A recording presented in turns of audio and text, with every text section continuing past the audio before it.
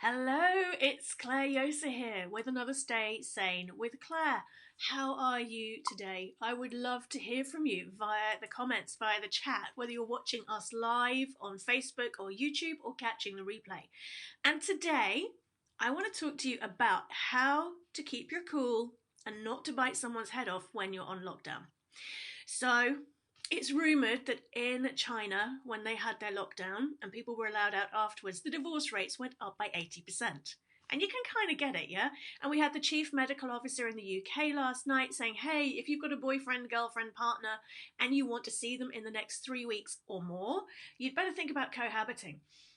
There are a lot of us have suddenly been thrown together in a melting pot. And particularly if you live in a home that doesn't have a large outdoor space, it can get really claustrophobic.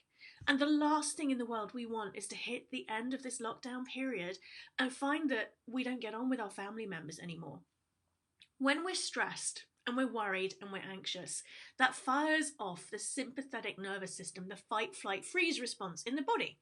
That fires off the stress hormones of cortisol and adrenaline. When they are running, it diverts the blood flow in the brain from the frontal cortex that does the rational, calm thinking to the primal part that cares about survival. Now, if we're in this kind of situation for some time, and those stress hormones never get to reset, when we're telling ourselves the worry stories, the what ifs, the fears, we're watching the news, we're listening to the news, we're reading the news, we're on social media, what happens is something called hypervigilance. Hypervigilance is where you are hardwired to constantly look for threats and danger. And the problem with this is it means we end up with a very short fuse. So if that's how you're feeling right now, you are in great company. You are not broken. There's nothing to fix. There's nothing wrong. It just means you need to reset. Excuse me. One of my favorite ways to reset is in yesterday's video, and I will link to that under this one. But today, I want to give you a technique that I use not to bite people's heads off when I'm potentially a little bit wired.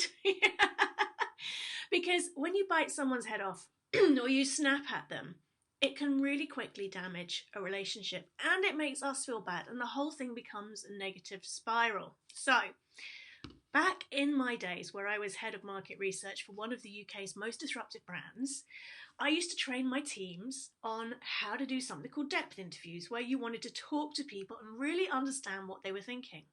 Because what happens most of the time when we're talking is we are listening in order to reply, rather than listening to hear. And what happens then is we react instead of responding. So if that person comes and says something to us that's less than beautiful, we can end up reacting to their stress, fear, pain energy rather than the message that's underneath. So, Susan, morning from South Africa. Hello. So, what I used to teach my market research guys and the marketing team is when somebody says something, the real gold is often in what they want to say next. So you hear something, you take a calm, deep breath in and a calm, deep breath out before you respond. So this is how most conflict happens, is da-da-da-da-da, da-da-da-da, da-da-da. Everybody's interrupting each other. Nobody is listening to hear. Now, what I'm inviting you to do today is actually to listen to feel. Okay, take it that next step by listening to your loved one who you are in lockdown with, and allowing yourself to feel the emotion that's driving what they just said. You can respond to them, as Sonia Choquette puts it beautifully, soul to soul, instead of role to role, okay? When you do that, that deep breath in, that deep breath out, you can diffuse the conflict instantly. Now, the question you can ask yourself is, what is it they need in this moment that means they just said what they just said? Now, with kids, it might be they're scared about coronavirus. It might be they're missing their friends. It might mean they're worried about their schoolwork.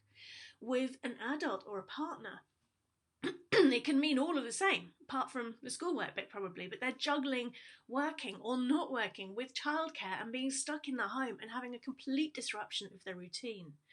When you listen to hear and listen to feel, you can then choose to respond to support that person instead of getting into this critical fight.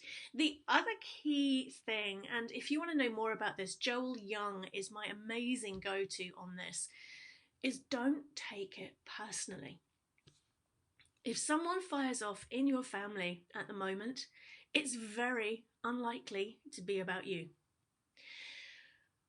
When they say that trigger thing, and it fires off all of the stress hormones in your body, which, if you've not watched it yet, my Natural Resilience Masterclass, the workshop I ran yesterday, is still live and available free of charge to watch. You need to go and watch it now. It will explain how all these autopilot triggers happen and what you can do at clareyosa.com/resilience myth. Okay, when you don't take it personally, when you realize it's not about you, beautiful Native American saying, all criticism is born of someone else's pain. When you realize what the other person is doing is actually projecting their pain and it's not about you, you don't have to take it on board. Yeah, you can imagine you're inside one of these fantastic 1970s glitter disco balls, yeah? If it's not meant for you and it's not come from love, it bounces straight back. And ditto from the inside, if what you're projecting out is not meant from love, it bounces straight back. So, when somebody says something that is less than beautiful, take that calm, deep breath. Do not breathe out with a sigh, by the way, because that's like a red rag to the bowl, but just that calm, deep breath. This isn't about me. What is the emotion that they're potentially feeling right now, and how can I support them with that? That is how not to bite somebody's head off when you are on lockdown. And it's also how to stay sane. There's so much more I want to share with you on this. I'm going to be back every weekday at 8:45 UK time. If you found this useful today, if you're on YouTube, please subscribe to my channel. If you're watching me on Facebook, please follow me. And above all, go and watch my Natural Resilience workshop. We had an absolute blast recording it live yesterday. It's there till 5 o'clock today. After that, it goes to my Stay Sane with Clare members, so they get downloadable access to it. If you're one of my members, hello. And I'd love to hear from you. How could you use this stuff that we've just talked about here today to be able to stay sane during lockdown and beyond and not bite people's heads off while you're stuck in that confined space together? Sending you lots of love. Stay well, and I will be back tomorrow. I hope you have a beautiful day.